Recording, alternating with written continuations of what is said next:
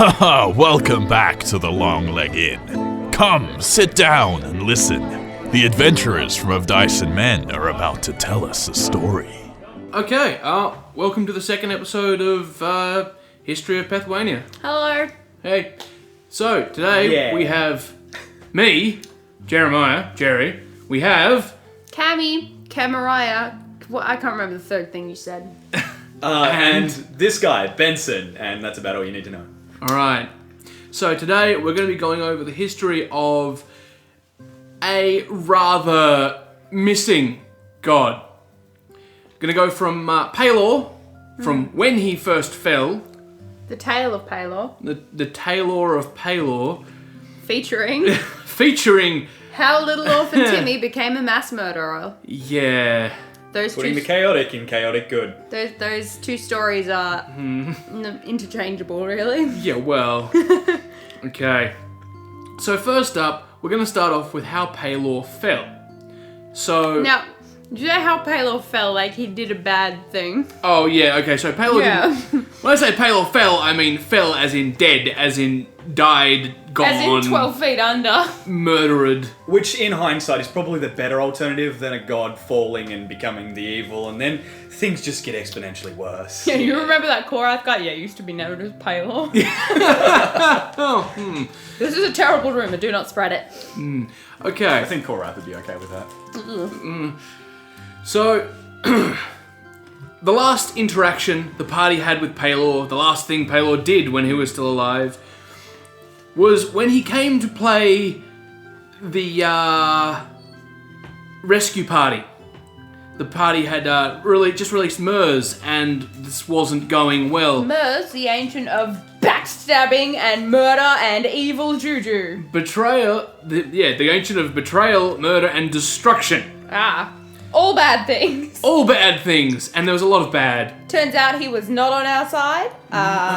Even though the party had released him, he had a servant that had been following them / using them to get through and do the dirty work. He was a nerd. I didn't like him. Not many people did. I'm glad I never met him. He'd already killed me once at that point. Yeah. But he didn't recognize me. Right, so what ended up happening bodies. was, as Murs was released, he revealed himself and revealed his ploy. Murs, ever so enjoying the good old betrayal and death to come, decided it'd be a great idea to murder the party. The party took exception to that. It didn't matter. So, all but one of them were killed. Hi, that's me. I was killed. I was just the only one who wasn't irrecoverable. Right. We all died in one hit. Yeah. I just died less.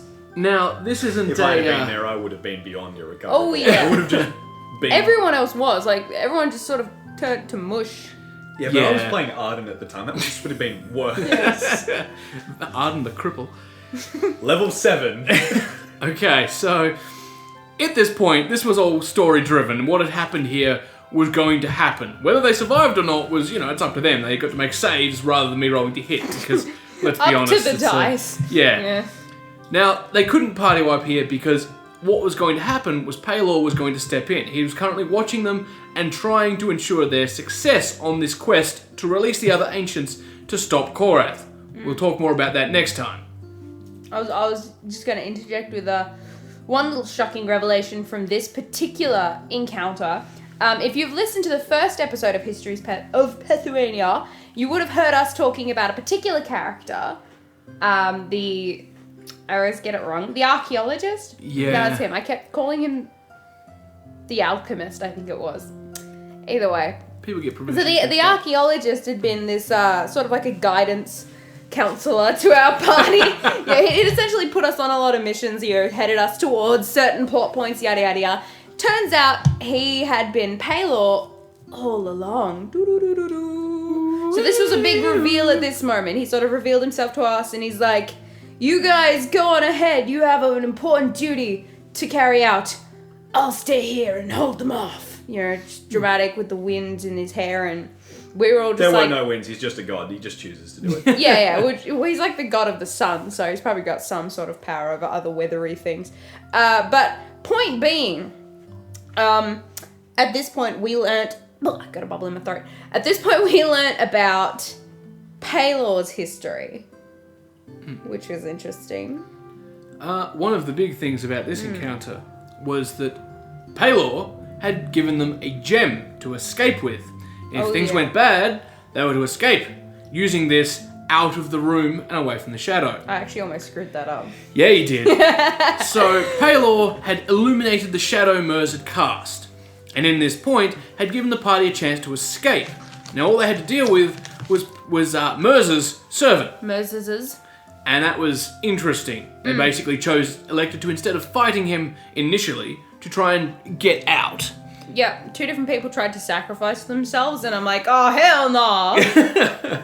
Yeah, which was an issue when she was the one that had the Escapo gem. Yeah, because I didn't think I was going to make it out, so I was like, I'll give the gem to this person. And then they were like, I'm going to stay here and sacrifice myself. And I'm like, wait, no! And then I went back in and I was like, oh no, I've caused more problems. So they managed Story to... of James. Yeah. Yeah, basically. So what ended up happening was they had a time limit. The ancients are inherently stronger than the base gods in this world, and Pelor couldn't hold his own against Mers for long. Especially considering the fact that the way Mers was imprisoned wasn't so much stopping his power, considering destruction and murder was something that was still in the world, and as long as they were in the world, he still had power, which caused a few issues later on. Anyway, so the light slowly faded as Pelor lost the battle, and the party was witness to this as they saw the darkness slowly encroach further and further upon them. Anyway, right as they get through the doors to leave, the servant runs through and they decide to throw off one final round of attacks before they flee. These round of attacks manages to drop him. Stabbed him. Yep. Ran him right through. It was good. Collapsed. And the party decides to continue running, except for one of them that decides to quickly grab a few things of loot before running. So. At this point, Mers had come over and decided to kick open the door they'd closed. No, thank you. And reach through, Please don't. barely missing the paladin as he legged it. It's okay, I turned into a spirit thing. It was good. Yeah. it was close. I mean, I was only looting the body because, XXL was like, don't leave behind his sweet loot! Get all the sweet loot. And I'm like, freaking heck! It was like a solid 5 minutes. Dang it, What? We got some good stuff from it, so I mean... Oh, damn, yeah. He had a that was lot of great. stuff on him. But the risk to my life was less, especially considering I had Yeah. the gem at that point. So if I'd gone down in that, actually we all would have died. Yep. And that would have been awkward. But in a daring escape, Yeah. we managed to daringly escape.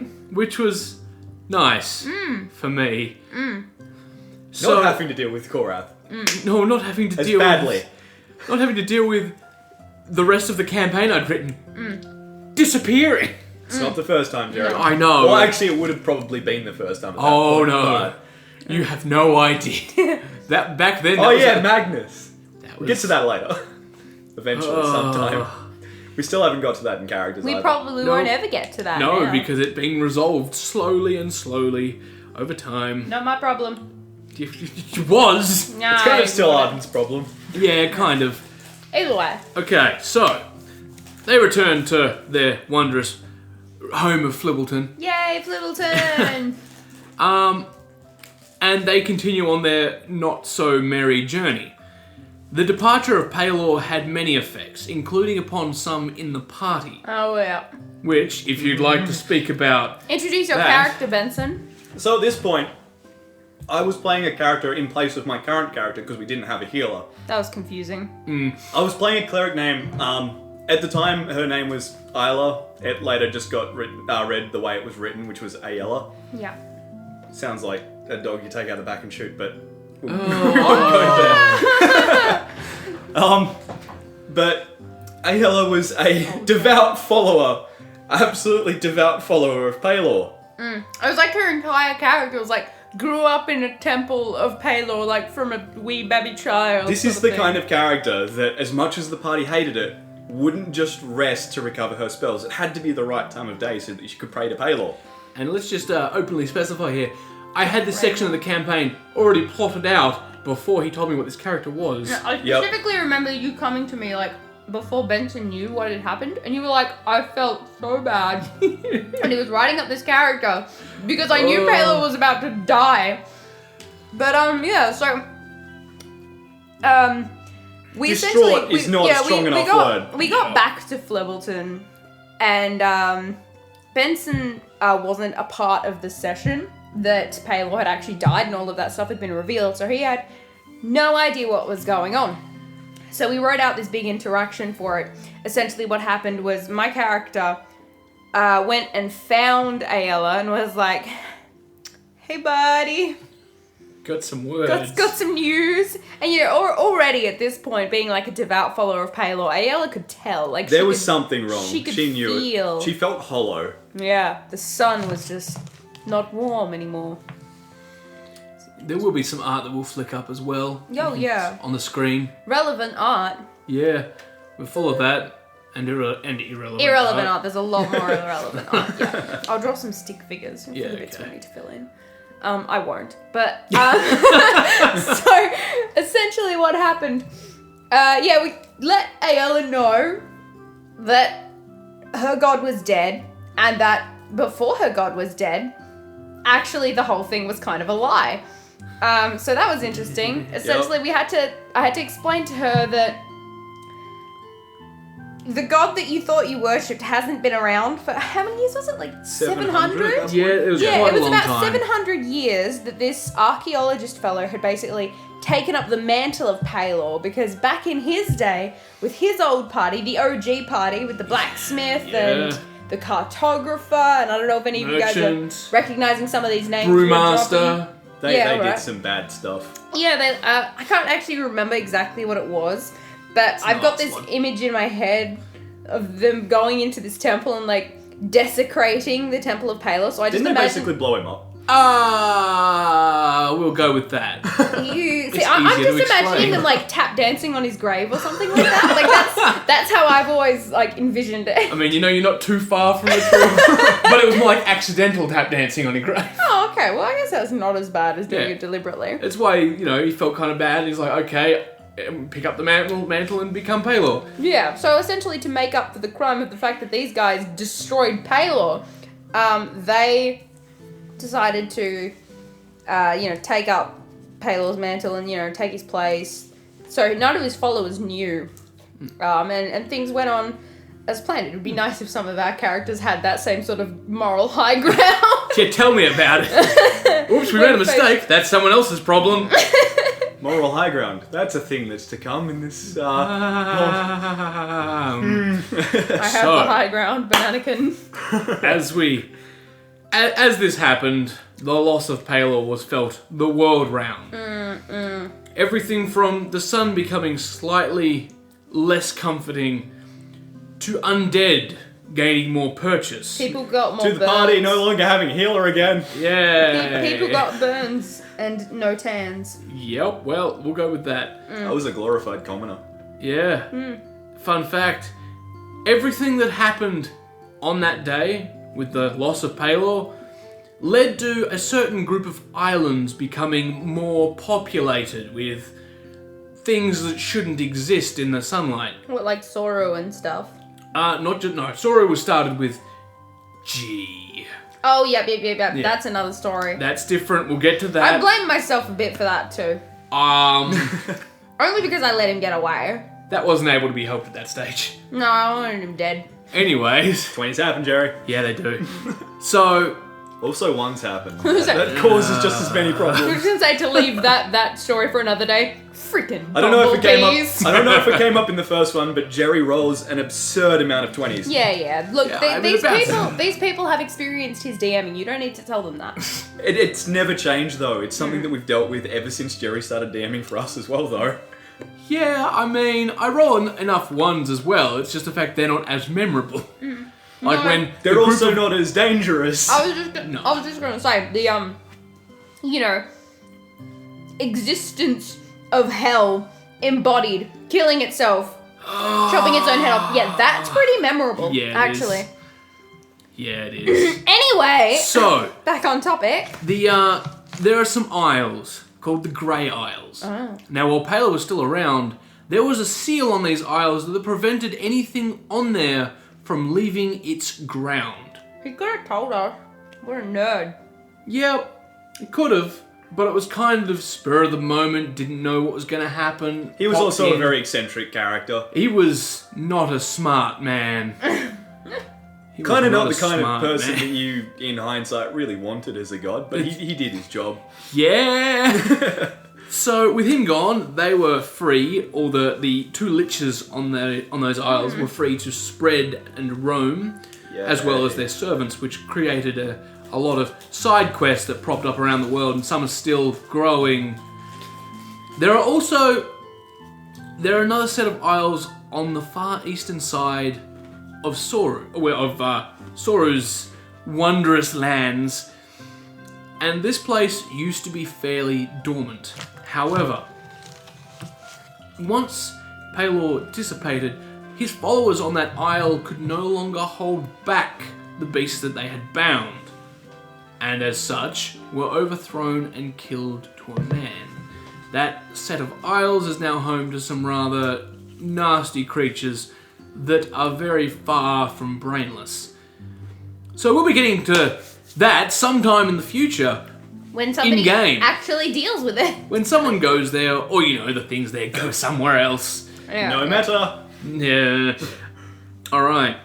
But importantly, you mentioned earlier about how we got a gem from Pelor when he sacrificed himself to save us. It's like he'd have this sweet gem teleport us out.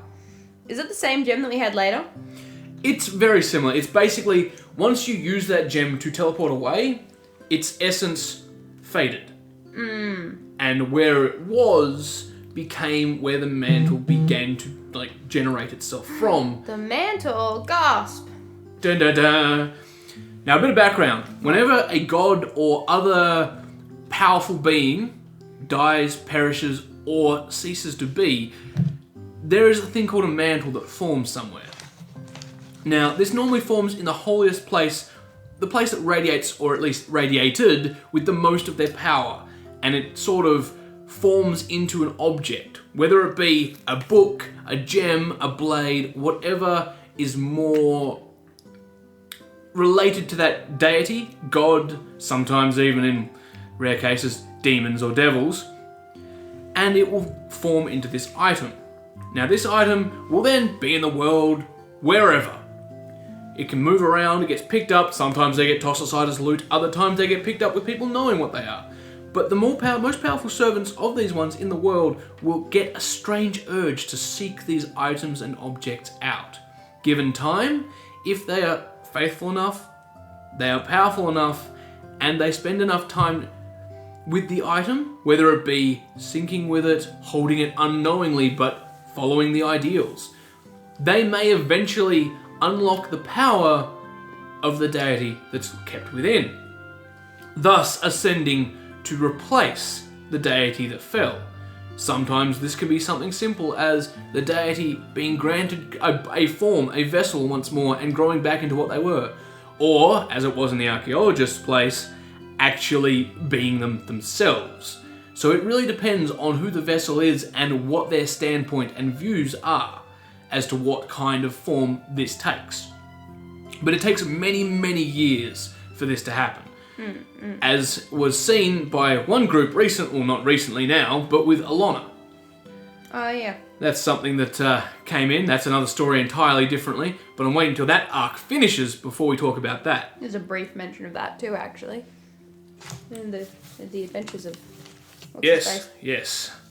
So, So we had this gem, essentially. We didn't know at the time that it was the mantle of Pelor, but we had it. It switched hands in parties. Somebody stole it from me. I was pretty ticked about that. Nobody told me.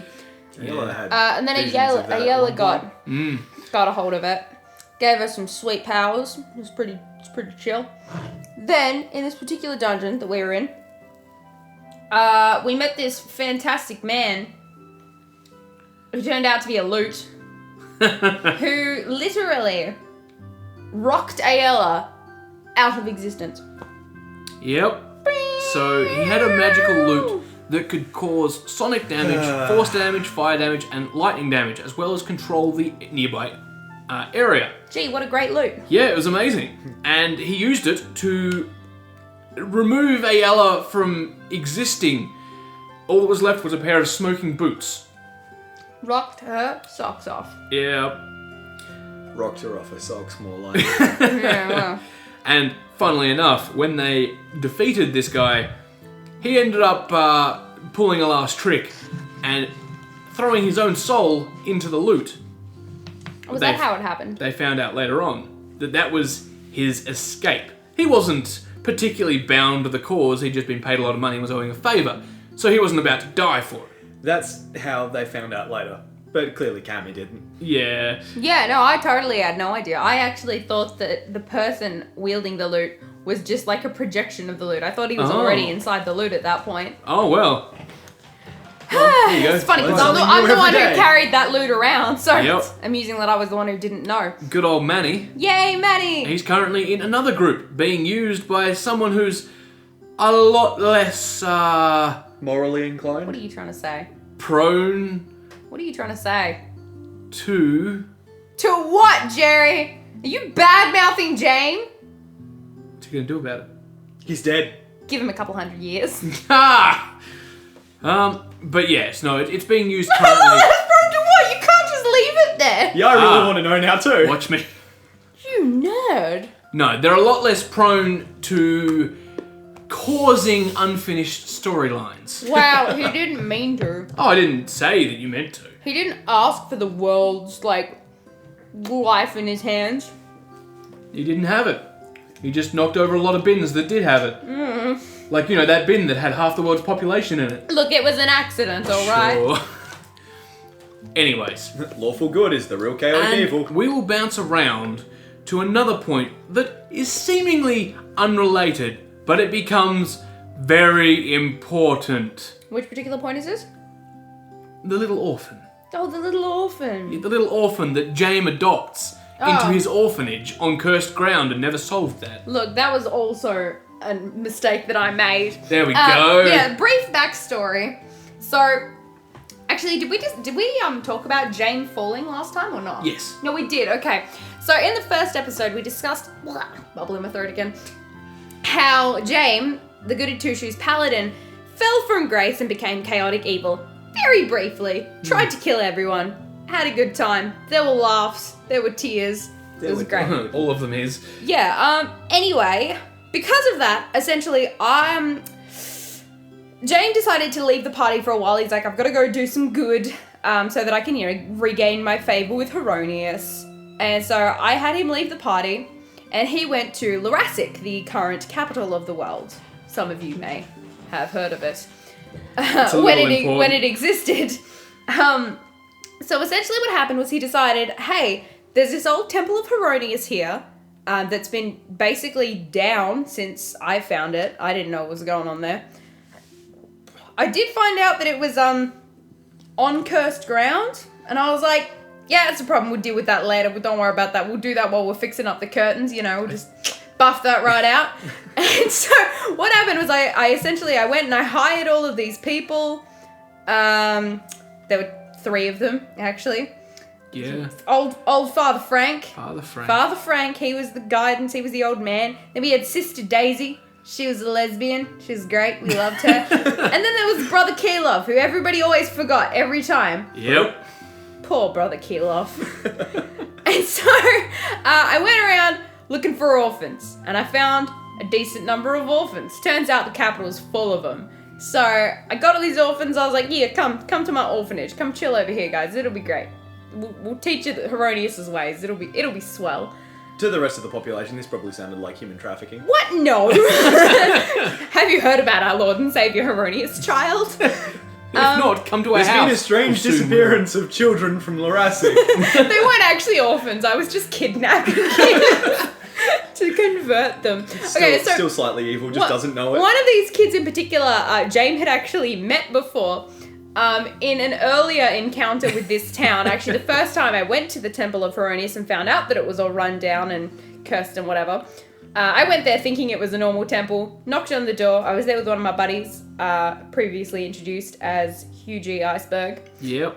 And so, knocked on the door, little kid comes out, and he's like, oh, how can I help you? And I'm just like, yo, where's the priesty peoples at? And he's like, oh, no, I'm afraid that they're all out on a trip. And I was like, okay, that's a shame. I'd like to make a donation. He's like, oh, certainly, of course, I'll hand it to them, he says, not sketchily at all. Meanwhile, Hugh is shooting daggers at this little kid.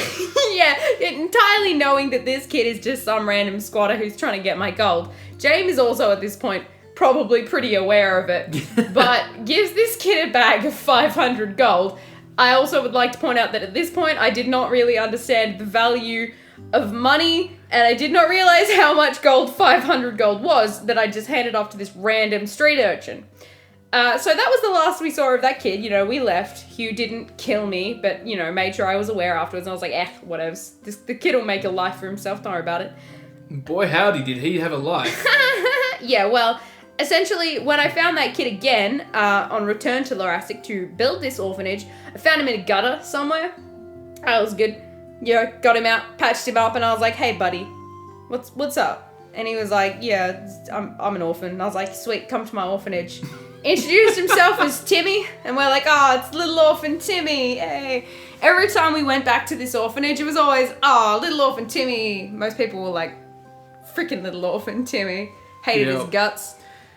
But, you know. Poor Timmy. It was just Timmy, you know? It was always Timmy. No matter what it was Timmy.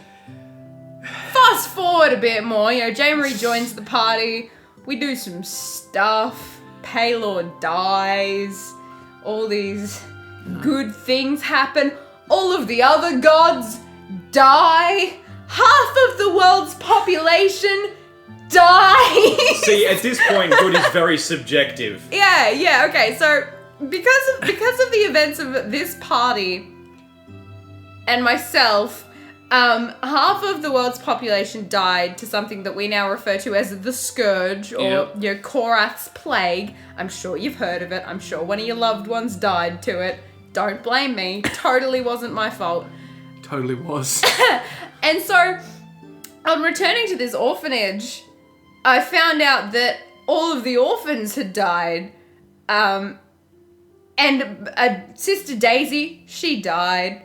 Father Frank, he was alive. Brother Kilo, he died, but we forgot about it and only realised about 7 years later, then rolled for it. It's like, oh yeah, he died too. Poor Kilo. But all of the other orphans, I think there were 9 other orphans, and they all died. And then, you know, Jerry's just rolling to see what happened. He's like, whoa, one of them's still alive. And I'm like, what? He's like, whoa, it's little orphan Timmy. And we're like, freaking heck, little orphan Timmy. Every time.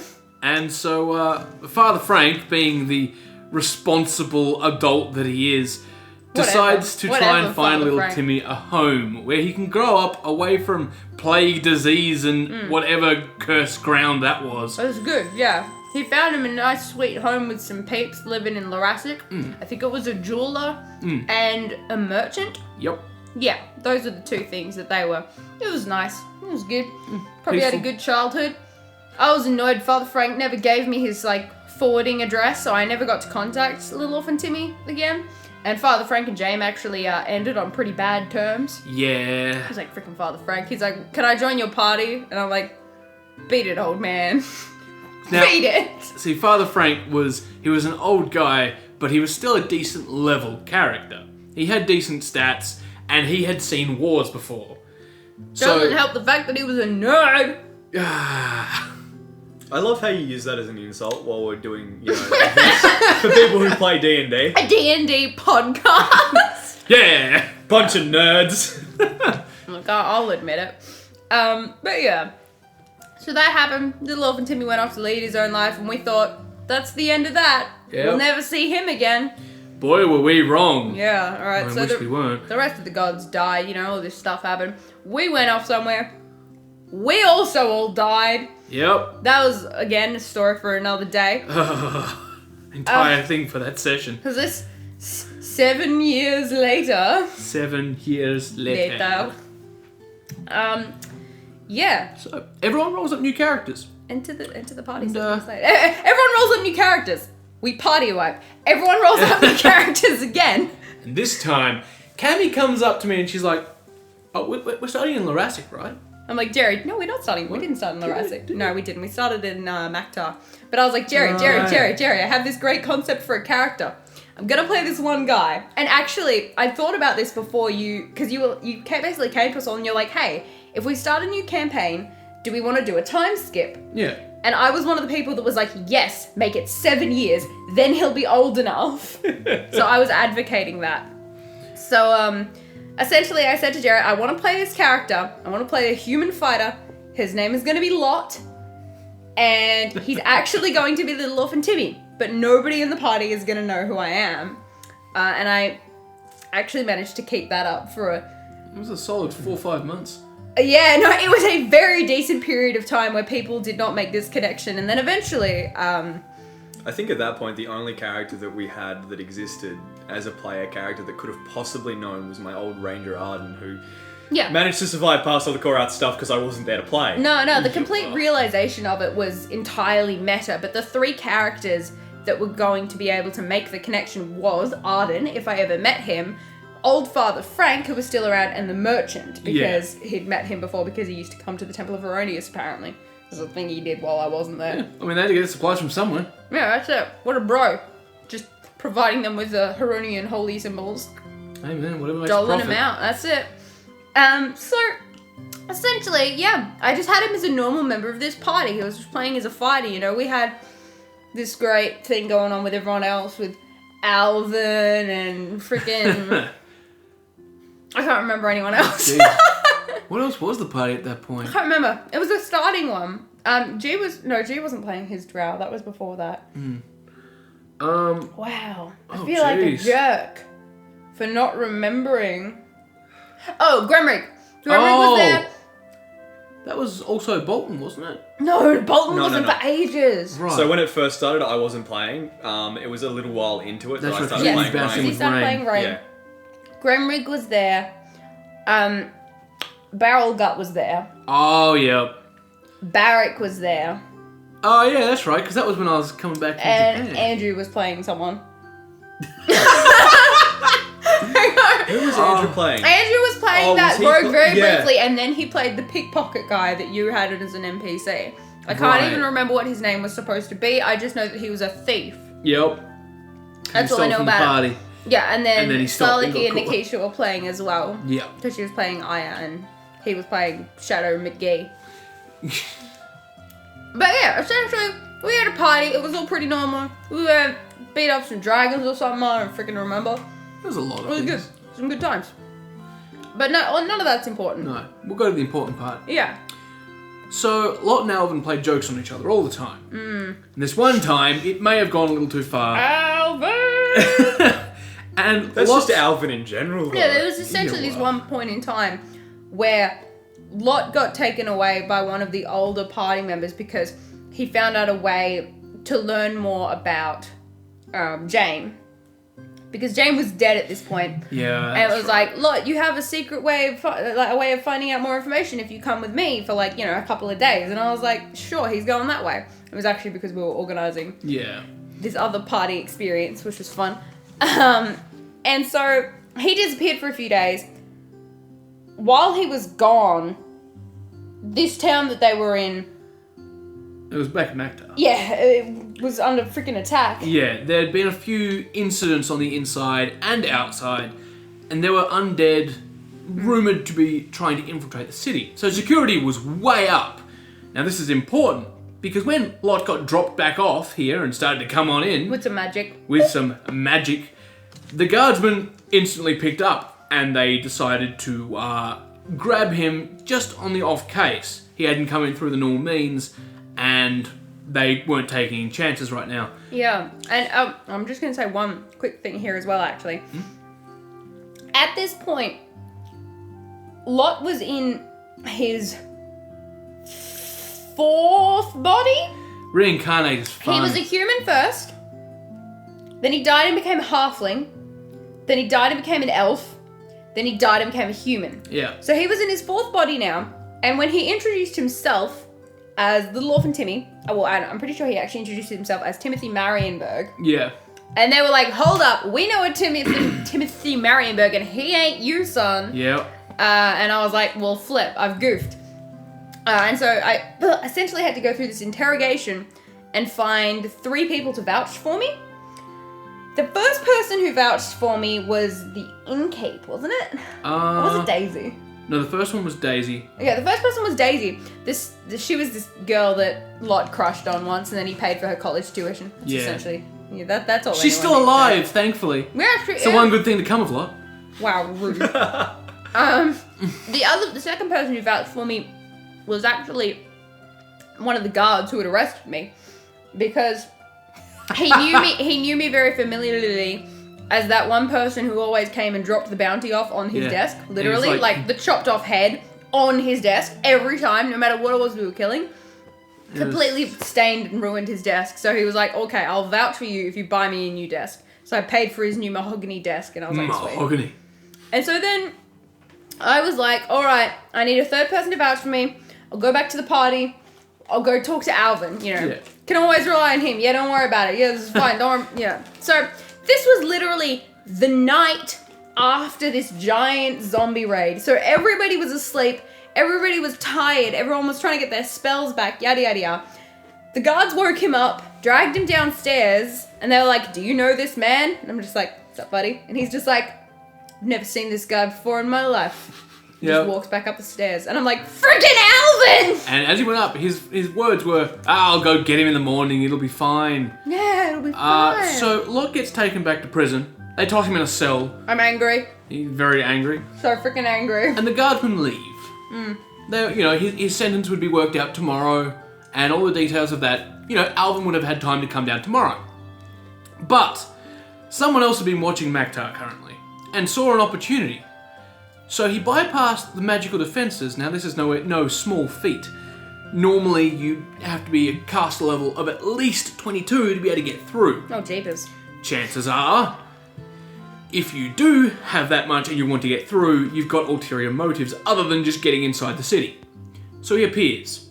In my cell. Oh, hello. Just outside the cell. Was it? Oh, jeez, alright. It wasn't in the cell. He didn't want to get roughed up by some peasant. Meathead. I wasn't a peasant. Jeez. Guys. As far as he was I was concerned. a street urchin.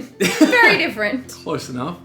So he appears, and he's, talks to Lot, while he's there, casts a couple of spells here and there, work out what his capabilities are, what his potential is, and works out that he's pretty strong. Hi, I'm pretty strong. He's also pretty dumb. Hi, I'm pretty dumb. So he turns around and he's like, right, I've got a job. I'll hire you. And I'm just like, whatevs, mate. Yeah. And he's like, okay, how much do you want to get paid? What is your price? 500,000 gold. How's that? And before he finishes laughing, he says, done. Oh, wait, what? This isn't even 5% of this guy's current money that he has set aside. He was expecting, having to pay 1 or 2 million for each person for this. But then he also realised that Lot was dumb. Yes. Took advantage of that. Well, I honestly did not expect him to agree to that. Yeah. I thought that this guy was, I was just ignoring him, and then he agreed. And I was like, well, damn. And so, alright. With that, Lot found himself a new employer. This obviously took him out of the party actions for quite some time. We ran small mini sessions before and after certain parts as they went through the party stuff, so Lot was still chronologically in order. Anyway, this led them around doing a fallen king's ill deeds in Older. Now, I didn't know that they were ill deeds to start with, alright? They hired me. They were like, we need some muscle. And I'm like, let me just check. Yep, I've got some muscle. I'm for sale. Don't worry about it. I got put up in this nice 5-star hotel looking room. With a maid. I got my own maido. Her name was Genevieve, I recall. Yeah. I'm pretty sure I named her, actually. I was like, can her name be Genevieve? And you're like, sure. And I'm like, yes. So, it was everything was looking up. I had a pool of money, Scrooge McDuck in my room. It was great. There was a merchant there. He was like, look, man, I can sell you anything you want. Just don't ask where it came from. All right, buddy, that's fine by me. So we go on our first mission. Turns out there are 3 other people that are employed other than me. There's always 4 people. That's the rule. 4 people's a good party size. There was a chick, sorcerer chick. There was some other dude, I don't remember him. And then there was a sneaky beaky dude. I remember him. I will never forget that man. And so we go off on our first mission. They're like, okay, you're gonna go in here. You're gonna kill some peeps. And I'm like, oh, all right, yeah, sure thing, buddy. He's like, yep, make sure you kill everyone. No survivors. No witnesses. No witnesses, they said. And I'm well, all right, yes. If there's one thing that Lot's good at this point, it's killing people. Oh yeah, he was a violent man. Like, I mean, he wasn't evil, but he was violent. He's like, you want to mess with me?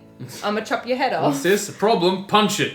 What are you doing? I'm punching my problems. Lot, it's algebra. I'm punching it. It's working. I don't have the problem to solve anymore. Yeah, that's it. And so, essentially what happened was we got warped into this building in the middle of Lorasic. Not really sure where we are at the moment, who it is we need to kill. And it's like, oh, that's that guy that right there we need to kill. Yeah, alright, cool. Turns out his wife and child's with him as well, actually. Oh, this wasn't in Lorasic. Wasn't it? No, because he was at his home. Oh, look, I don't know where his home is. I assume so he lived in Lorasic. I never went outside that house, man. We killed them and we got out. No, you started outside the house and you went to go in the house. Oh, jeez, it's all a blur. All right, so there was a farmstead not too far outside Lorasic.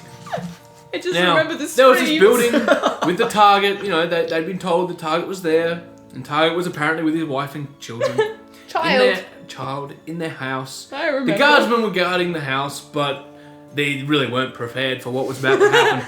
We made quick work of them. Yep, the 2 level 8 guards got decimated by a party whose effective character level combined by this stage was about 70. Say what? Yeah. Jeez. Like combine the levels of all the characters there and it goes up to 70. Who with? Serandris wasn't that high level. Well, she was a bit higher than Lot. Yeah, but by like 2 levels. That sneaky beaky guy, he was level 24. He died. Yeah, he did. He's the guy that died. And the other one... I don't remember who the other guy was. He also dies eventually. Yeah, which was surprising considering he had over 400 health. Yeah, well... So, way. Anyway, these 2 guards get completely splat-faced. And inside this house is their target. They kick the door down and there's the Archmage of the Mages College. Oh jeez, I didn't know in Lorasic.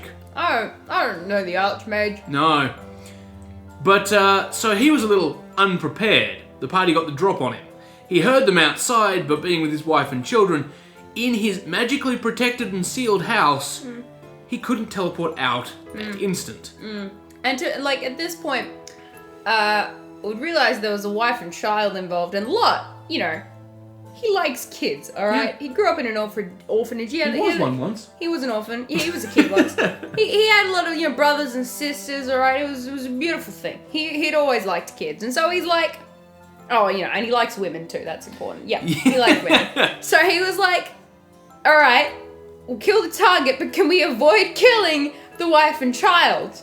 And then this woman, this female sorcerer, Serandris, she just looks him dead in the eye and she says, they said no witnesses.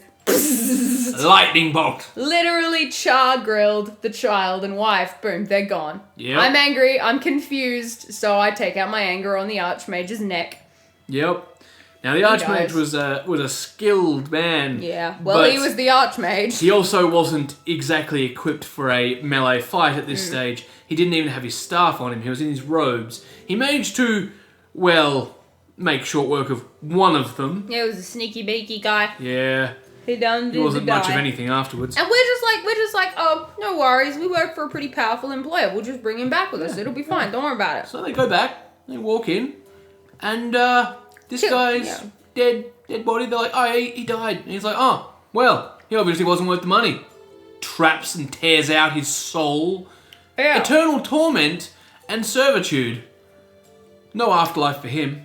Well. It was a little scary.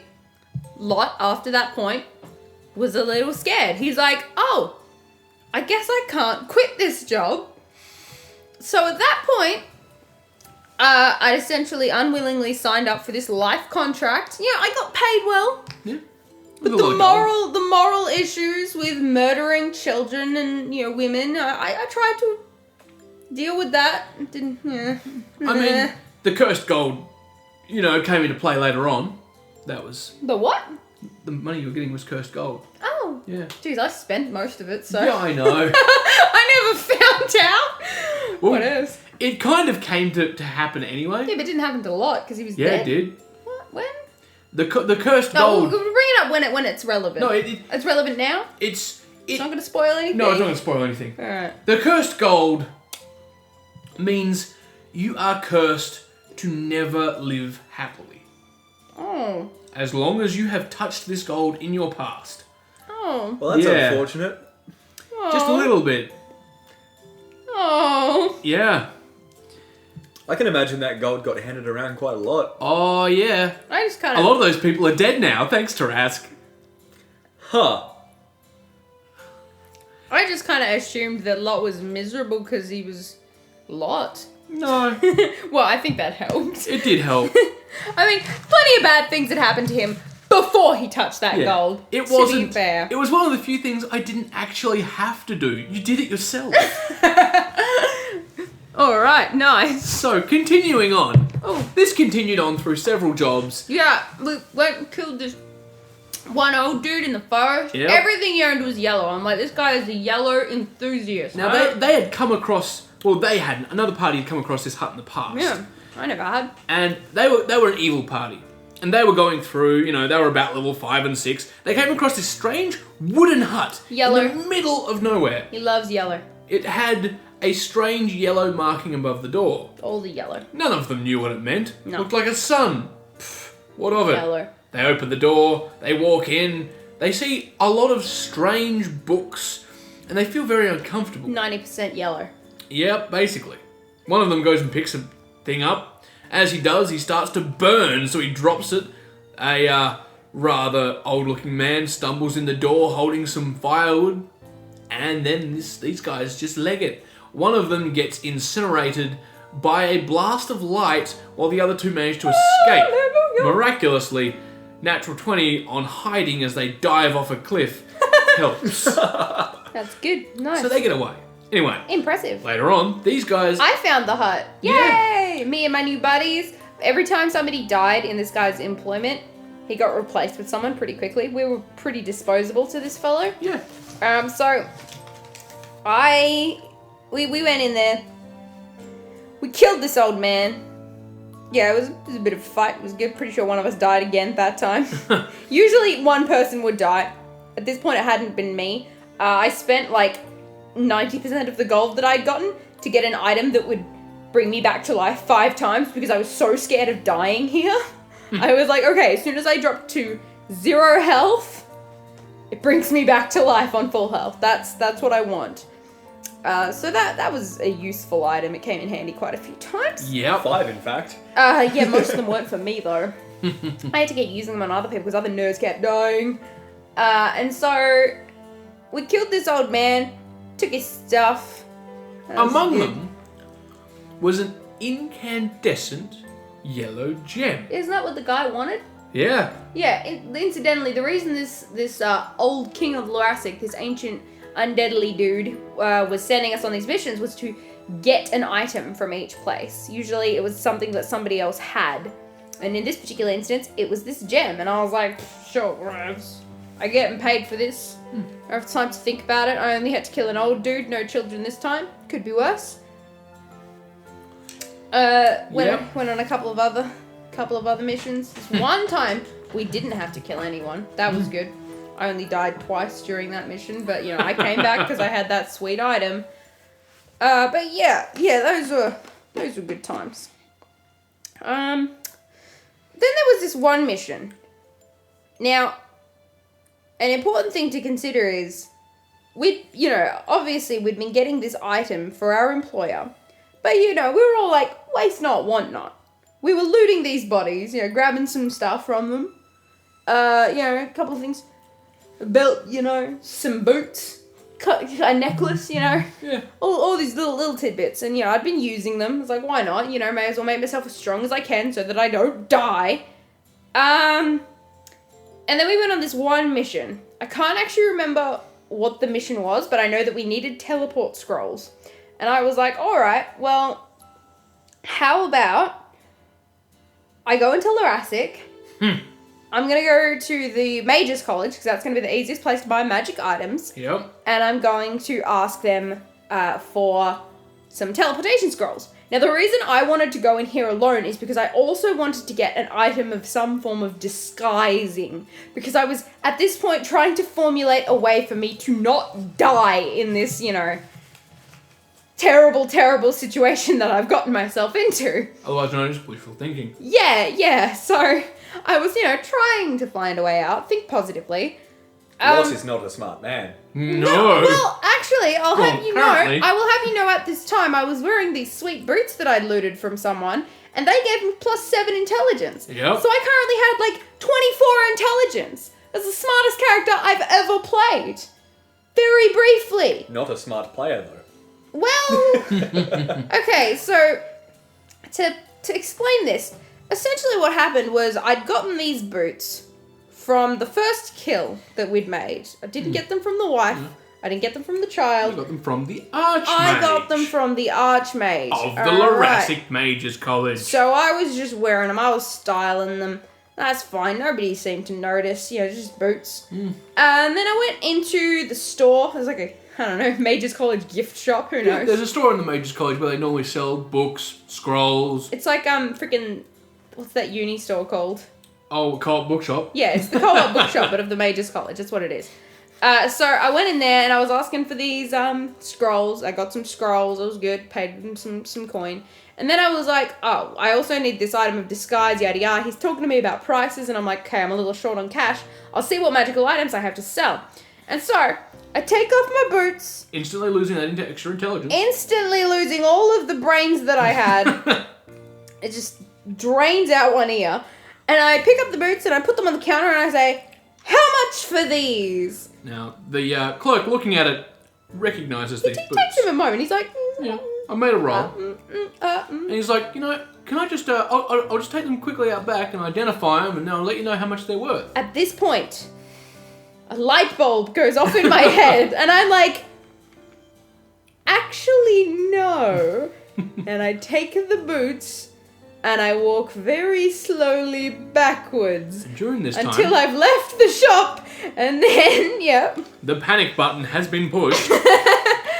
And these floaty grey robe men? Can't remember. Yeah, there There was was some officials involved. grey mages, which are basically the college's personal police force, Security. you could say. They were coming straight for me, so I'm like, alright, I'm making a beeline for the men's bathroom. Yep. My brain is on overdrive right now. I've got no idea what's going on, what I'm gonna do, so I'm just acting on impulse. I go straight to the toilet. That's most of what Lot did. Yeah, essentially. And I asked Jerry, I'm like, Jerry, I need to know this world's plumbing system. I don't know what's going on. It's not often though. I had to think about that, so I hadn't thought of it. So I'm like, okay, give me a few seconds. I rolled some dice, made some decisions. Yeah, okay, we've got interdimensional toilets. Nice. They go to a dump of poop. Yeah, and nice. then it vacates that later. So what I did was I went into one of the cubicles and I'm like, I get the shoes and I flush them down the toilet. What could possibly go wrong? Look, it almost worked. And The toilets were apparently 2 minutes off of their flush cycle. So they almost got sent to the dimension of poop. Yep. But I wasn't quite lucky enough for that. I walked out of the bathroom and the mage men are still there and they're like, what are you doing? I'm like, I just taking a poop, I don't know. I was really, trying to talk my way out of this one. Didn't work well for a guy with 8 charisma. No. And they're like, hey, why don't you have any shoes? And I'm like, naturalist,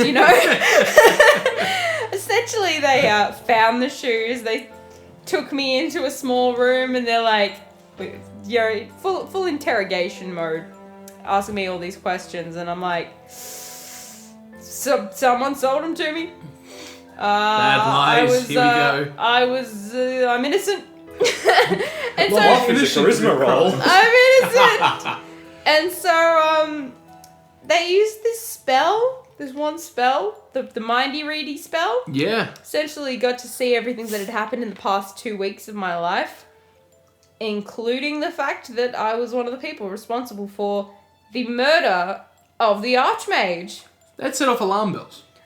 Which is fair, because these guys all worked for that dude. Like, this is the Mages College. Pretty sure he was everybody's senpai. Yeah, basically, he was a nice guy. And he was dead! No, look, I never got a chance to talk to him. I'm sure he was lovely. So, at this point, they're like, alright, Mr. Sir, you are under arrest in the name of the King of Lorasic. I'm freaking out a bit. I'm like, if they arrest me, I'm going to die. Like, they're going to full-on execute me in 5 seconds flat. I still had my everything at this point, so I just freaking ripped my sword out, and I'm just like, I'm fighting my way out. It's the only choice that I have in this situation. So I start cutting through these mages, and I have invested a number of feats into fighting, being a fighter. So at this point, I have Cleave, Great Cleave, Improved Great Cleave, the Cleavier Cleave, all of the cleaves. And these weren't just normal mages. They were decent level mages, but they were also fighters. The downside was, every single spell they cast, you managed to pass a save by 1 or 2. Oh, yeah. Every time. Oh, yeah. I mean, I had some good items. At this point, I was immune to enchantments. That was also really useful. Made things very difficult since Hold Person doesn't work, but they don't know that. No. So they all try to cast Hold Person, Hold Monster, Charm Monster, Stab! I mean, Yeah. I'm also dealing a pretty freaking decent, like, damage output at this time. I've got, like, a +7 something greatsword, like, large greatsword. It was a lot. That was gonna happen at some point. It was. So I start murdering, hacking through these people. I managed to kill the people in my way. Running out of the Mage College, all these alarms are, like, blaring. The guards have all been called into action. And this essentially becomes this one giant, like, chase scene. Throughout the entirety of Lorasic. With all of these guards trying to stop me from getting out. Now, luckily, and at this point I said to Jerry, I was like, now Jerry, I grew up in these streets as a street urchin, running away from the law when I, like, burgled a bread roll from a stand. Do I know any, like, secret sort of, like, you know, ways of running away from people, you know, little alleyways, shortcuts and stuff? And Jerry's like, yeah, roll for it. And I was like, yeah, you know some secrets. So my past came in handy there. I used my street urchin knowledge to escape the law once again. It's a little ironic at this point. Kinda, yeah. Cutting through everyone and anyone who got in my way. This poor guardsman. Miraculously got to the edge of the city. And keep in mind, I'm doing all of this barefooted as well. I'm literally charging through the city barefoot with this giant sword waving it about, murdering all these people. And I was only killing the guards, or I was only killing people who tried to stop me. You know, if you take this story out of context, he sounds more like a barbarian than a fighter. Yeah. Oh, he did. He was, like, on the edge of it. He really probably should have been a barbarian. Even just one level, so you could have used rage. Well, he did use rage once, but it was because of a potion. Yeah. Good times. Yeah, that wasn't good for me. But get to essentially what happened was he murdered everybody. And then at the end, I'm running out of health at this point, I had a very large pool of health because of all the items I had. It was like almost 300 at this point. And there was like a barricade, I don't know, I guess you call it. It was a line of soldiers at the gate. And I said, Jerry, which is the shortest one? And he's like, okay, rolls for it. There's a female human, like, over this end. She's the shortest. And I'm like, okay, I'm gonna freaking vault over her head. Yep. And so, managed to just, like, run. I've got, like, the run feat and everything as well, which is useful, and endurance. So everything, like, worked really well up to this point. Like, it was all building, culminating to here.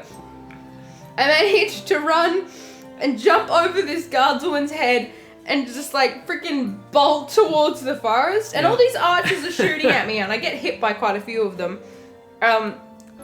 Leaving me on 3 health. Which was not much health. No. And at this point, my kill count must have been pretty high, like... Yeah, it was... At this point, just killing alone, like, not including the ones that you've just wounded, there was about 30 or 40 dead. That's a lot of people. That's a lot of guards dead. Yeah. Nice. Got some experience from that.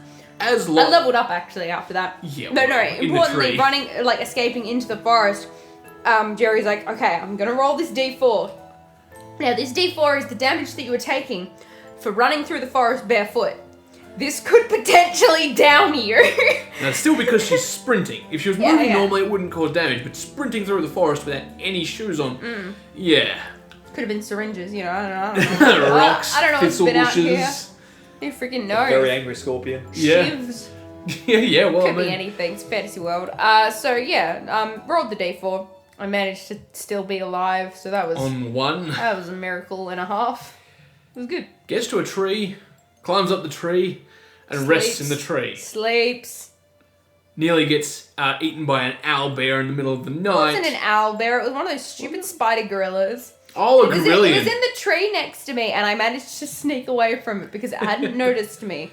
I was very lucky. And then I found a religious man, a Fistandor man, Yep. a man of Fistandor. And not knowing the... He didn't know he was aiding a criminal. No, he didn't. I just made friends with him and let him talk about Fistandor for 3+ hours. Yep. I got like +1 knowledge to Fistandor that day. It was good. Yeah.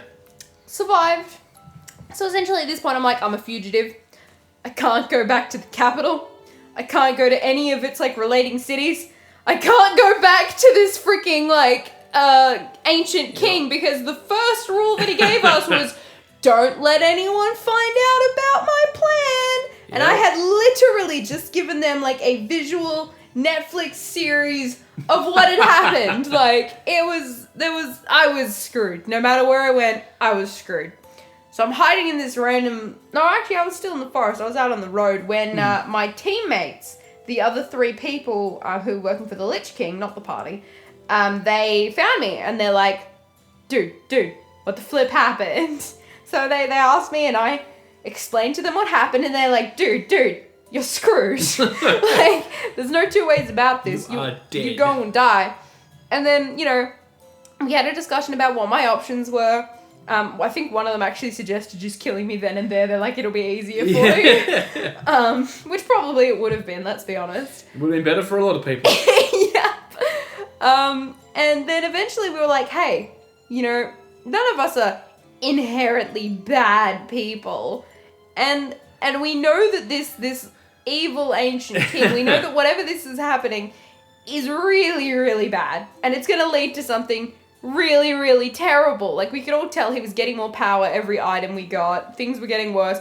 We were causing some sort of destruction to the world. And, you know, we all liked our money. We liked our lives. But we didn't really want to cause the end of the world, you know. You know, as far as things go. Despite everything that's happened up to this point, I didn't consider Lot a bad person.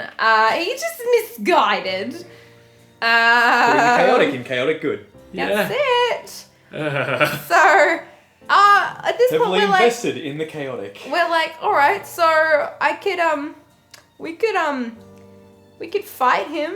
Maybe Yep. we could do that. And most of them weren't up for it initially, but after some discussion, they decided that it was the best It's option. for the best. Give or take, in long enough time, all of them would have died to him. Yeah, pretty much. They'd already, you know, we decided, you know, there's no way any of us are getting out of this alive. So we may as well end this on our terms, whether it, you know, works or not. And so we went around, we tried to get some help from a couple of people, got some spells from this one nerd named Gnome G. Gnomington. Man, screw that guy. They were useful spells though, like, Oh, yeah. let's not joke around. They helped. Only character I've ever had that's probably not, like, just been so freaking mad at that guy.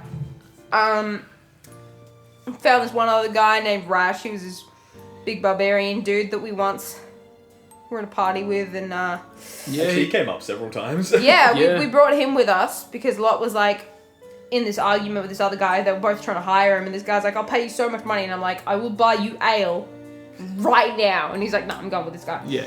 Rash was a simple orc. He was an orcish barbarian, recurring NPC.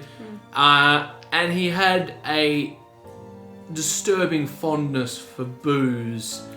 More than anyone really should. We had him as part of a... we recruited him for a party at one point. We just gave him a barrel of ale beforehand that he could bring with him. Because it was the easiest way to stall out having to pay him afterwards. Yeah. Yep. Essentially, that's what happened. But That's pretty much what Lot did as well. Just paid him an ale. It was fine. So he decided to come and help us.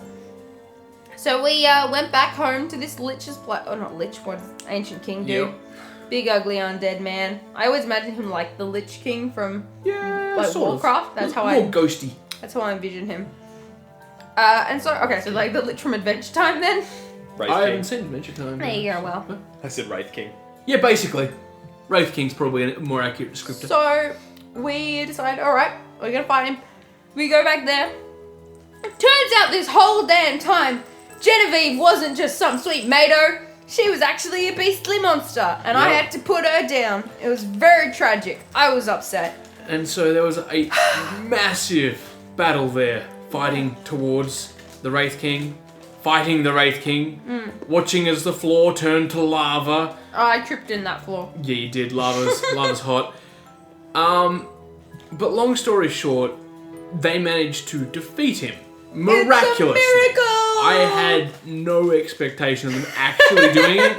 The moment that she Three of us suggested, were still alive at the end. It was great. the moment they suggested we're gonna fight it, I'm like, well, all right. Now this is still in that little side session, so this isn't the normal session. Normal session's running normally. This is something that I wouldn't just put people up against in a normal game. This is something that I was setting up using all this for the main party way down the track. Way down. Like, what level were you thinking?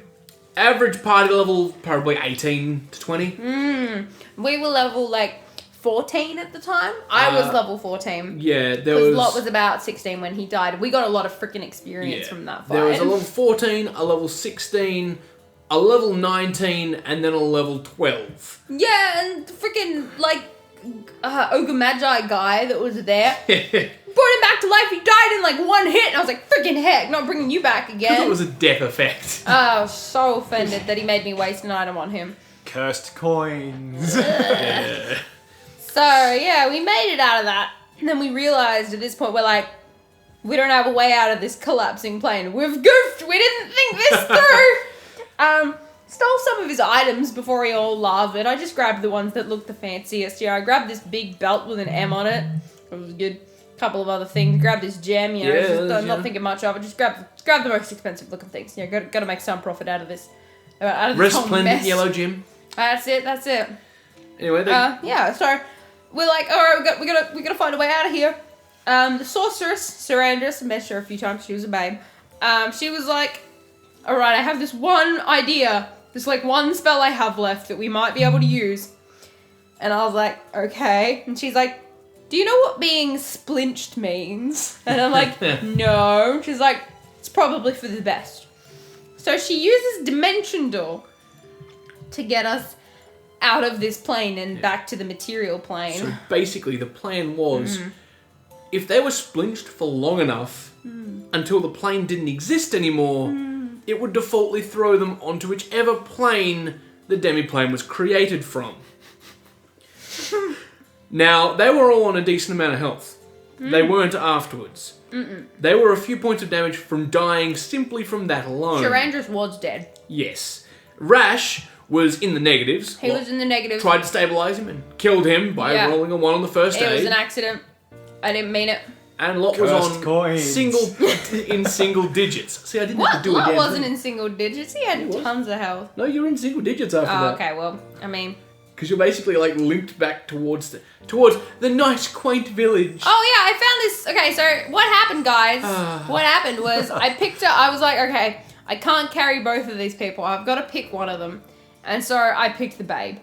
There wasn't too much of a question about it. I was surprised at how quickly Rash was tossed aside. Look, I didn't want to toss him aside, but I mean, I was limping. You've just said this. I was not dragging this freaking orc with me. All right, he was gonna slow me down. We might have both died.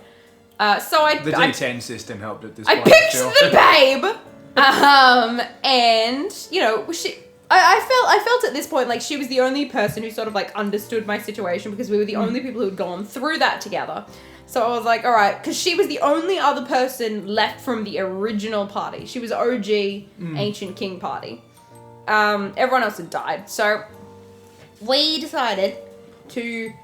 Well, no, I was the only one who was alive. Yeah. So I started heading towards the fields. I was just stumbling through the fields for a little while, and I came to this one hut. Knocked on the door, delirious, half dead. I see this man, like an elderly man, as the door opens, and I just collapse. And so I'm like, well, I guess I'm in his hands now. Yep. And this was in the quaint little village called Zamu. Ah, Zamu. It was a pleasant place. What a No lovely one there place. was violent. They were in the middle of Ilona's old grove. Oh, so cute. It had protected them for years. It was super cute because none of them spoke common, but they were still so nice to me. And they gave her a donkey. They, I paid for that donkey. No, they didn't. Yeah, I paid for the store. I Really? gave them money. Yeah, Oh, okay. It was a lovely transaction. Like, it was beautiful, but I still paid for it.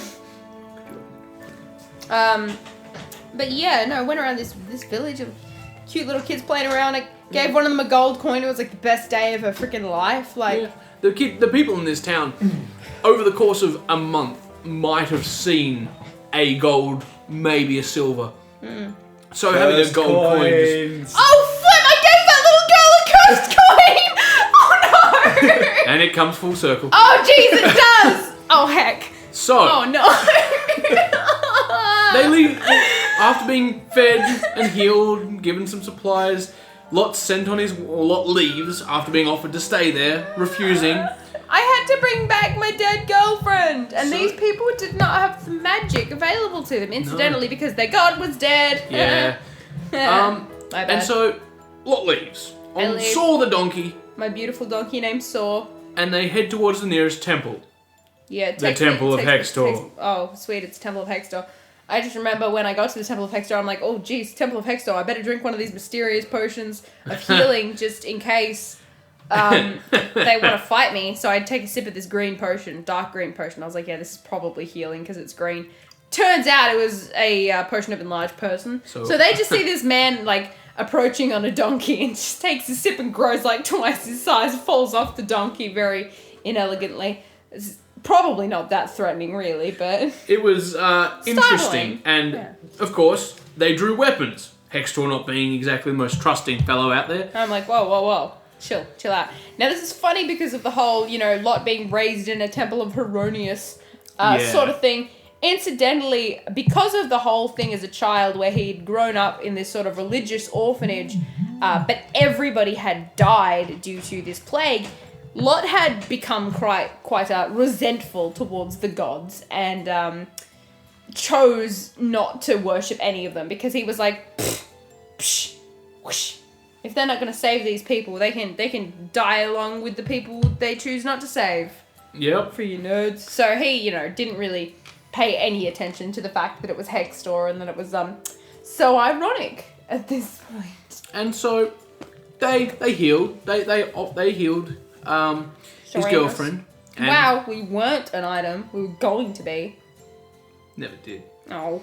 But of course, they weren't going to do it for cheap, and No. they took a lot of the items that he had on him. They charged me so freaking much. Oh, it was disgusting. It was almost a 400% increase in cost. Those items were But so good. they knew Lot didn't have much of a choice, and he knew he didn't have much of a choice. Oh, I was so angry. Actually, I forgot. It was before Sir Andrews came back to life. Was when I ran into, we were running encounters, and I ran into this party of guys, and they're like, "Hey, man, we hear there's this sweet village up ahead that has all this, money and stuff. We're gonna go trash it. You want to come with us? You look like a strong guy." And I'm like, "Not on my watch, you punks." And killed them. Yeah, I killed that entire party of adventurers. And They that's were why- NPCs. that's They didn't why- even need yeah. the cursed coins. No, they had Lot. A He's lot just of as bad good. time. Yeah. So Lot took the potions from him, and that's where he got the potion of enlarged person. Yeah. So, anyways, they go on, and at this stage, Serendus is awake again and alive, Yay. and they need to work out, they're fugitives, they need to work out how to change their form. What are we gonna do next? And Lot's like, I remember this one guy I was friends with. His name was Saren.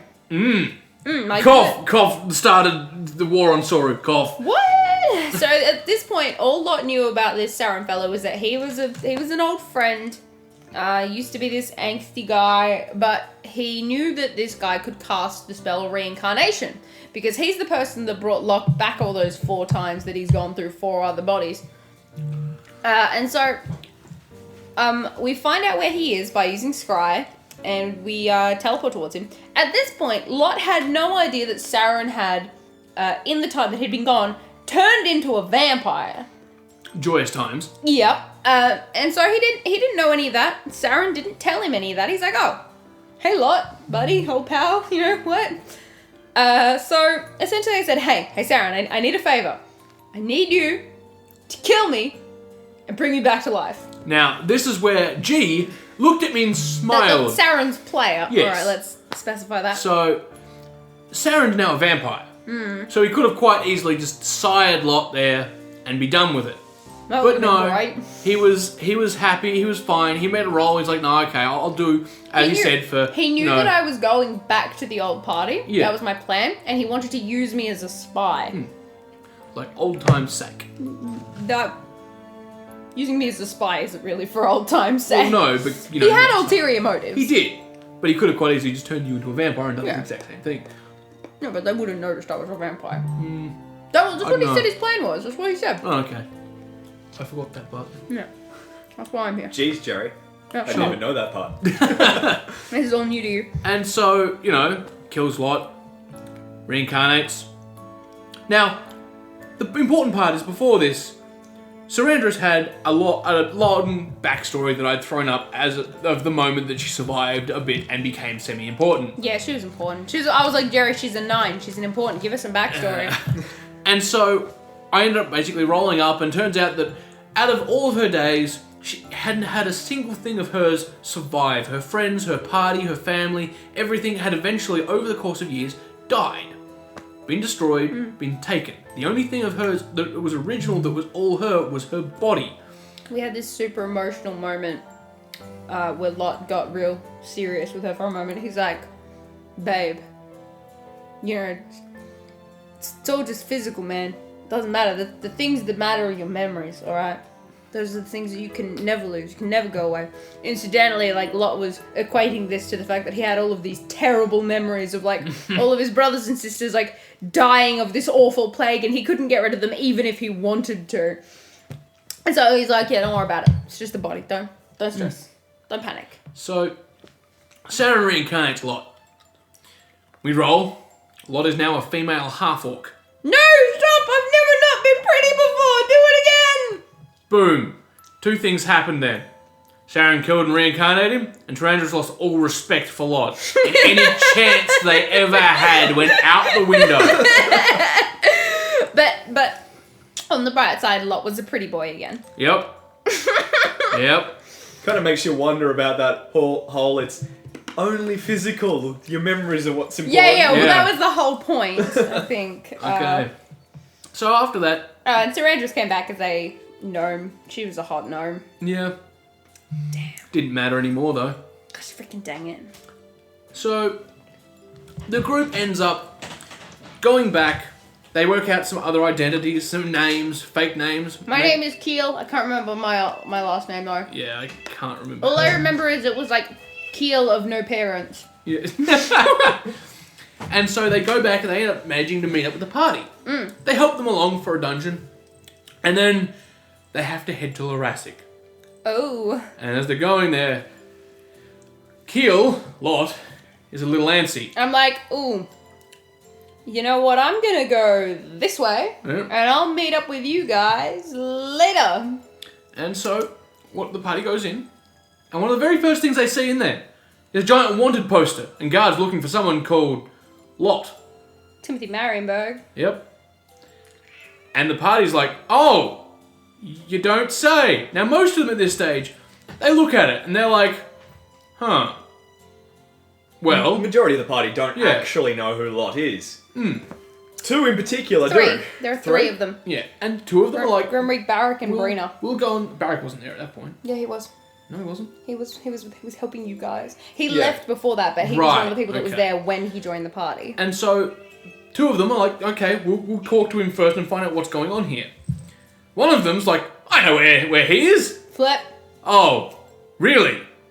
Yes. Freaking heck. Can you take us there? No. Yes. Please. And so the guardsmen immediately assemble a force, 60 men strong.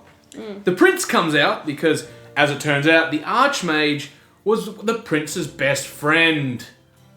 Oh no. Whoops, my bad. So the prince comes out on his griffin. He also has a couple of retainers with him. And then all of these guardsmen, the guard captain, all sally forth with the rest of the party. This is great for the party too, because we're all mostly good. Except for the one person who says, I know who Lot is. I can take you to Lot, who is lawful evil. Yes. And so they arrive, and while... We were running, we were walking away from the city when we heard these people behind us, turned around, see an army, and I'm just like, oh. Oh. And so they begin to move, to run, and they catch up because... What? No, the first thing that happens... Two of the party members, important. myself, and it was... And Alvin. One of us took shots at Sir Andrus, the other took shots at Lot. My character Bolton was very, very upset about the entire concept of what Lot had done. He didn't know that Lot had actually been the one to kill the Archmage's wife and child, but he blamed Lot for it. Yep. So, he went straight for Lot. Very presumptuous, though. I'll put that out there. Yeah, well... It was on the Wanted boat. Well, it was part of the Wanted. You leave everything you read, do you, Bolton? Do you? Yeah. Hey, he went and talked to the king first. Yeah, well, kings know everything. Monarchs, you know, they're all 100%. Shut up, Cammy. Look, it may have been true, but that's not the point. But this everything that follows from here was both amusing and very, very frustrating as a player, because up until this point playing Bolton, his entire concept was he was a fighter that believed in having a bit of luck on the battlefield. Everything that he did was based around being able to crit things, or, you know, just having luck on his side. We'd only fought undead at this point. We'd been through old Lorasic and been fighting undead, and he'd never fought something that he could crit. So as a player, I was like, yes, I get to fight Lot. I am going to crit him so many times. Turns out that because I, you know, had all that money and could spend it all on some sweet items, I had this little thing called 100% fortification, which means I can't be crit. Yep. I was very, very mad. I was sitting there waiting to laugh at it the entire time. Incidentally, I never rolled a crit that fight. Yeah, well... Yeah, you did. Because it was when you did and it didn't work that I started laughing about it. No, because... No, he did. You told me afterwards. Because I had to roll a 17 or higher and I never got one. No, he did. It's I 'cause I laughed don't at him. remember. I don't remember you laughing at me. I remember laughing at you. I think you laughed at me in your head. No, I laughed at you out loud. It's important to me, alright? I laughed at It's him. not important to them. Yeah, I guess. So, these initial volley... Now, Oh, no, it wasn't the volley, it was Brina's spell. Brina cast a summoning thing that she had. no, that wasn't what it was. Brina, at this point, Yeah, that was the thing that killed Sir was a Andrus. Fomorian. Yeah, remember she could summon that one thing? Yeah, and that's what killed Sir Andrus. It wasn't a spell, though. Well, whatever it was a summoning thing. So basically what it did was it created a giant Bigby's grasping hand-esque thing, and it did one attack. Now it hit, and it slapped her out of the sky across about 30 feet into the tree line. Sir Andrus, no! Dead. Sir Andrus, no! Now initially the guardsmen and the prince were coming to try and speak first before attacking. They didn't intend to attack without words. Chaotic good. At this point, I did...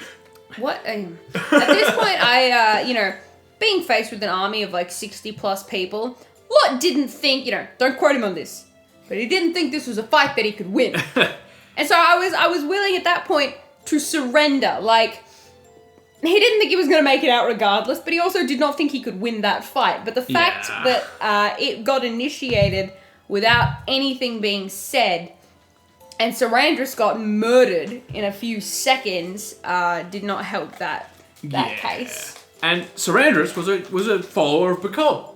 And obviously I run this thing called Divine Intervention I've mentioned before. Yeah, we mentioned that last time as well. And Sir Andrus got Divine Intervention. Woo! So all of a sudden, she got supercharged by Bacob. Yay! And got the ability to cast multiple spells around 4 spells. with an increased caster level. Now this only lasted for a very short amount of time.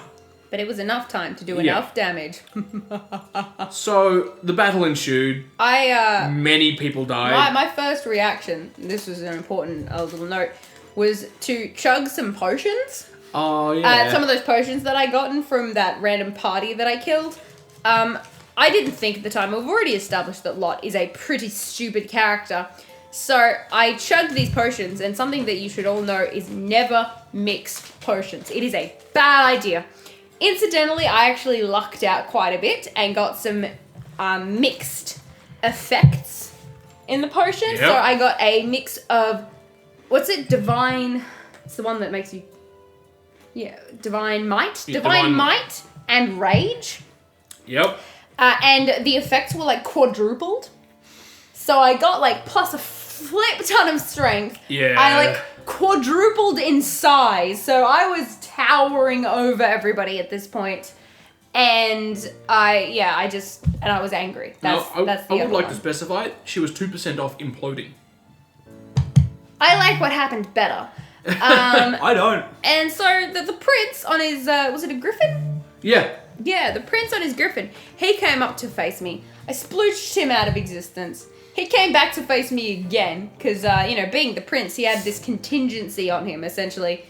If he dies or something bad happens to him, he, came back to life at a certain spot. But he was pretty angry at me at this point, so, he came right back out, which was a mistake, because I killed him again. It's also so worth he noting died. at this point that Lot, being as strong and as big as he is just cleaving through the rest of the guards. Oh. This is the point where after this, I made an executive decision to make sure you cannot cleave off attacks of opportunity. Mm-hmm. Because when 60 trained guardsmen get destroyed before they get a second turn, it can cause a few issues. I bet it looked amazing, though. Yeah, it In was those basically 6 just seconds. a single A swing of swing. that sword. It's like, Garen. Yeah. Really, just Demacia, except just murder!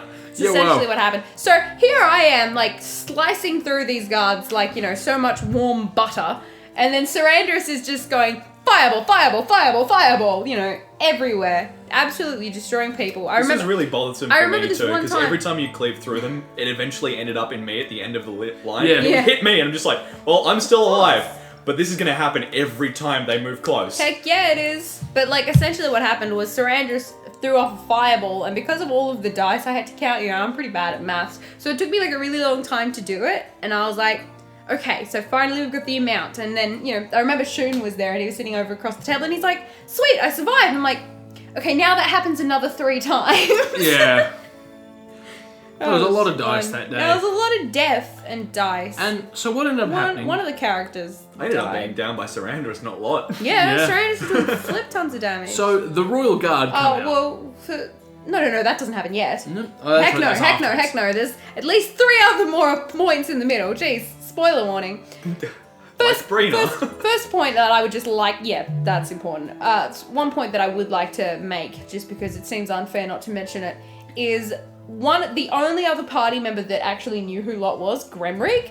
He'd actually been friends with Lot for a very long time. He'd known him for a really long time. He knew that he wouldn't have done anything unreasonable. And before Lot had chugged this potion of rage, he tried to diplomacy him.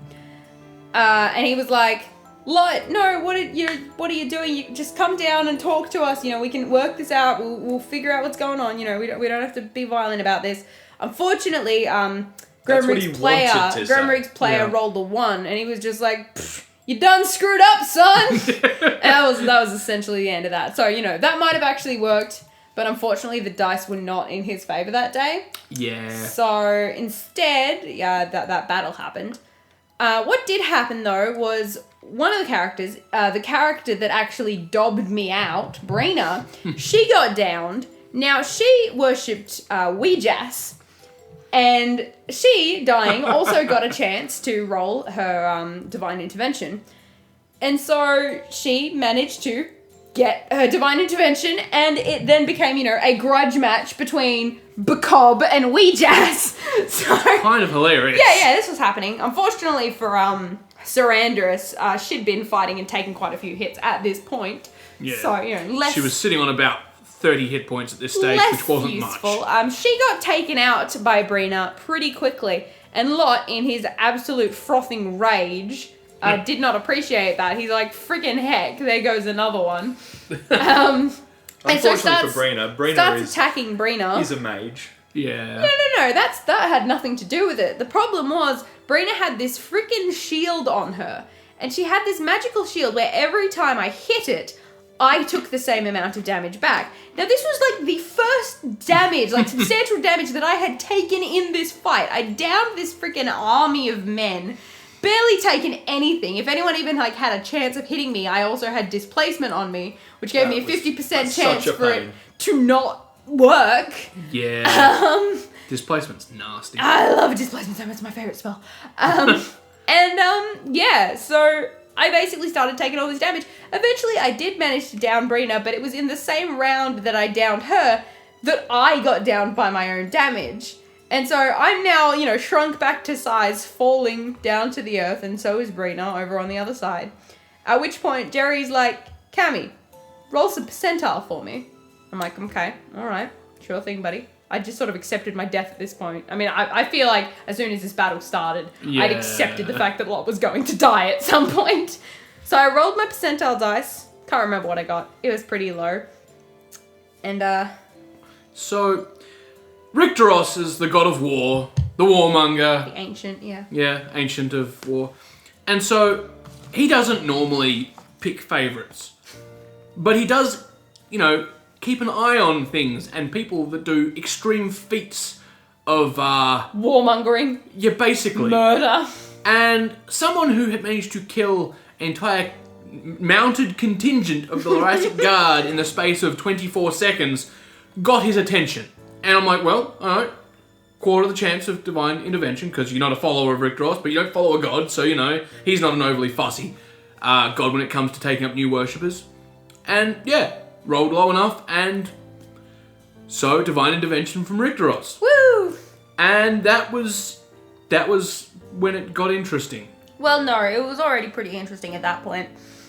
But there were a couple of other things going on at this point. One of the characters had some item of some undead thing and brought all of the freaking guards back to life. That was the lich living. That was the lich living in Buzzgob's living brain. Inside of Buzzgob. Yeah, there were a lot of things that culminated to this sort of point. There was a lich inside one of the characters. When I killed him, it brought all of the guards back to life as zombies. Which was great, because it's worth pointing out that Buzzgob was an orc mechanist. He had an extra, was it one or two arms that were mechanical? Two, extra, at least. Yeah, it was extra. Basically, it was half mechanical. Think like Warhammer 40k kind of thing. That's what it was based off. Yeah.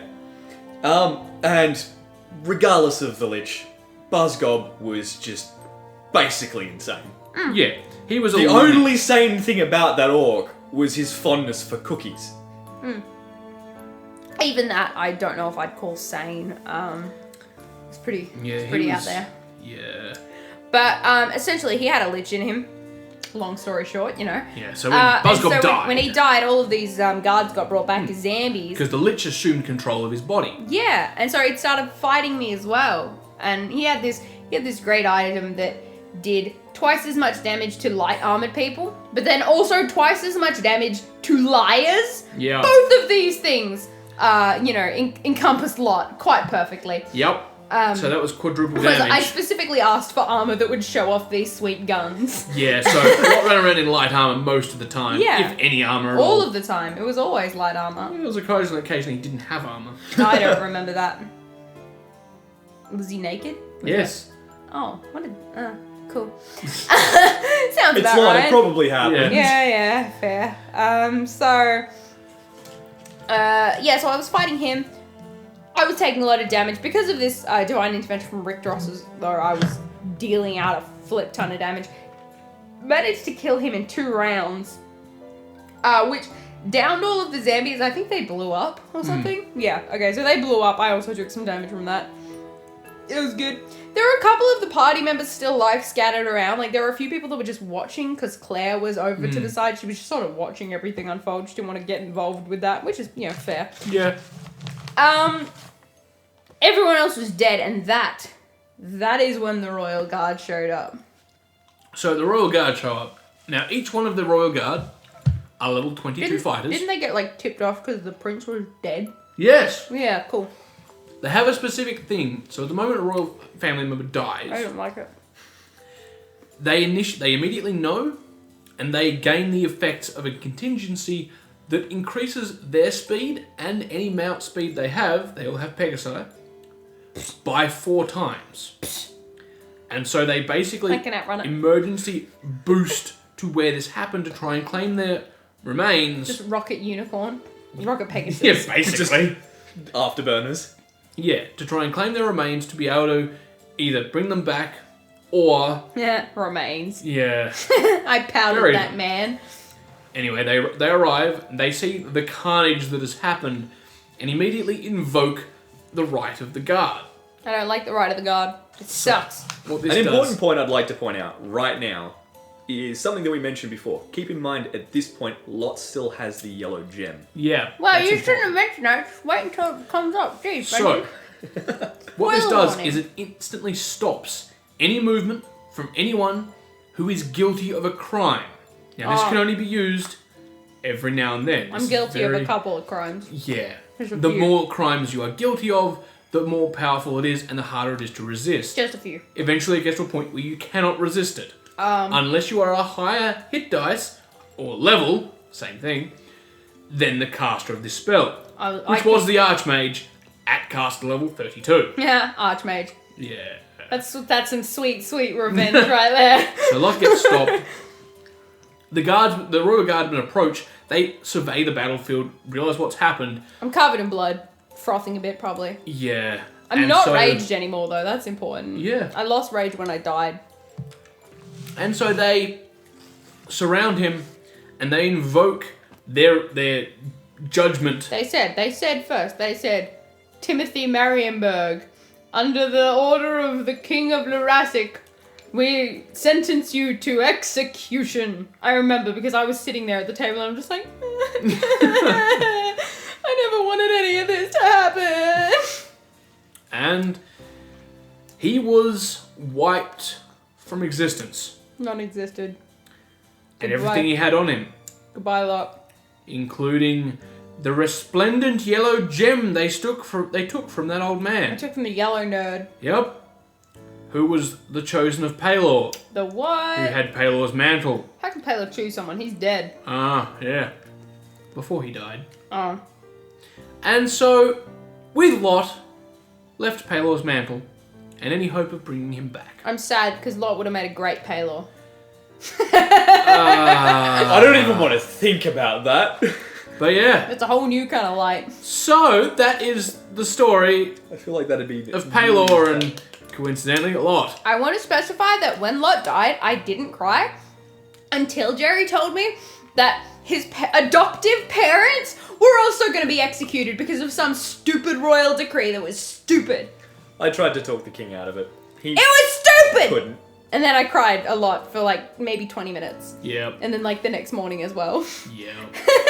You were on the table for a solid like 15 minutes at one stage. Yes, there were many tears. But yeah, so that's episode 2 of History of Pethuania. Next one, well, it's up in the air at the moment, but I'm hoping to try and get the Korath arc done. Yeah, because we keep like Yay. doing stuff that's after it and like around it, but Yeah. not. I'm like, trying skipping to things. organise a point where we've got enough people to sit down and do through it, but lately there's a lot of people moving and doing other business, so it's kind of hard to sort around Life that. gets in the way of D&D, but I like to put D&D Yeah. first. This is why Cammy doesn't have a life. Yay! And I have many lives. yeah, okay. And They're they all all in D&D. end really badly. Cursed gold. I think that was the point, Benson. Okay. And so, we'll call it there. If you have any areas you'd like to know about, feel free to comment below and I'll look at that when we're looking for the next one. If you'd like to know anything about Lot, ask me. Yeah. I will happily talk to you forever about him. Post up in the D&D discussions any questions you've got about the events, or even on the Patreon if you're not in D&D discussions, and I can hook you up. Oh, There we go. alright. Anyways, Bye! see ya! Ciao! Thanks for joining Of Dice and Men for a drink and a story. We hope you had fun. If you'd like to learn more about the land of Pethuania, check out their Patreon. And don't forget to tip your hat or buy a drink for their faithful companions Roger Billing, Shorty's Gaming Hub, and Alec Shea. We hope to see you again soon.